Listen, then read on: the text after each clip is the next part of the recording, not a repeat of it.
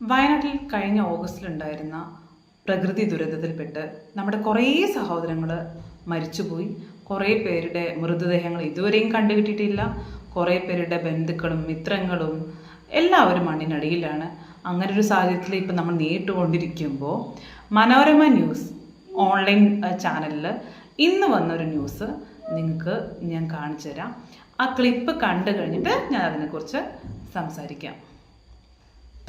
ഇപ്പോൾ 78 ദിവസമായിട്ടും നമ്മൾ ഈ DNA ടെസ്റ്റോ അല്ലെങ്കിൽ 122 വരെ ഇനിയും കിട്ടാനുണ്ട്. പിന്നെ എൻ്റെ 2 മക്കൾ, എൻ്റെ ഉപ്പാൻ്റെ അനിയൻ്റെ മോന്, ഇതെല്ലാം ഒന്നും ആവാത്ത സമയത്ത് തന്നെ ഒരുപാട് ടൂറിസ്റ്റുകൾ ഇവിടേക്ക് കടത്തി വിടുകയാണ്.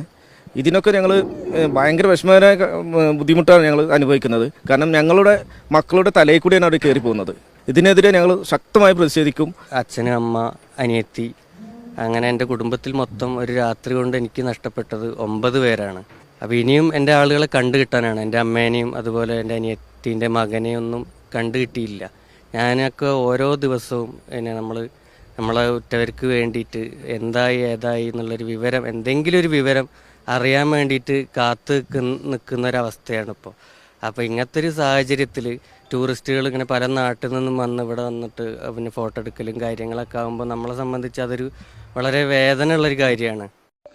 വീഡിയോ കണ്ടല്ലോ. ഈ വീഡിയോയ്ക്ക് ഇത് ഫേസ്ബുക്കിൽ വന്ന വീഡിയോ ആണ്. ആ വീഡിയോന് താഴെ ഞാൻ കുറേ കമൻസ് കണ്ടു.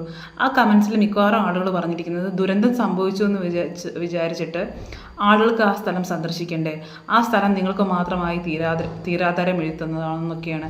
അതുപോലെ നിങ്ങൾക്ക് ഈ ദുരന്തം ഉണ്ടായപ്പോൾ ഞങ്ങളാരും നോക്കിയിരുന്നതല്ലല്ലോ, നിങ്ങൾ എല്ലാ തരത്തിലും സാമ്പത്തികമായും അല്ലാതെയും മാനസികമായും ഒക്കെ ഞങ്ങൾ നിങ്ങളെ സഹായിച്ചിട്ടില്ലേ, അങ്ങനെയൊക്കെയുള്ള ചോദ്യങ്ങളാണ് കമൻസിൽ മിക്കവാറും ഞാൻ കാണുന്നത്. അതേ ശരിയാണ്.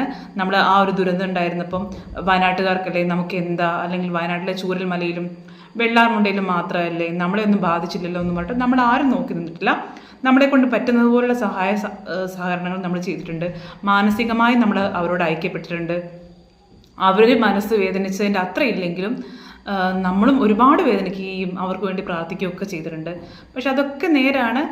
അങ്ങനെ ചിന്തിക്കുമ്പോൾ ഞാൻ ഈ പൊതുജനങ്ങളുടെ കൂടെ തന്നെയാണ്. നേരാണ്, നമ്മൾ എപ്പോഴും അവരോട് ഐക്യപ്പെട്ടിട്ടുണ്ട്. നമുക്ക് അങ്ങനൊരു സംഭവം ഉണ്ടായെന്ന് വിചാരിച്ച് നമുക്ക് ആ സ്ഥലത്ത് പോകരുതെന്നൊന്നും പറയാൻ ആർക്കും അവകാശമില്ല. അതൊക്കെ ശരിയാണ്.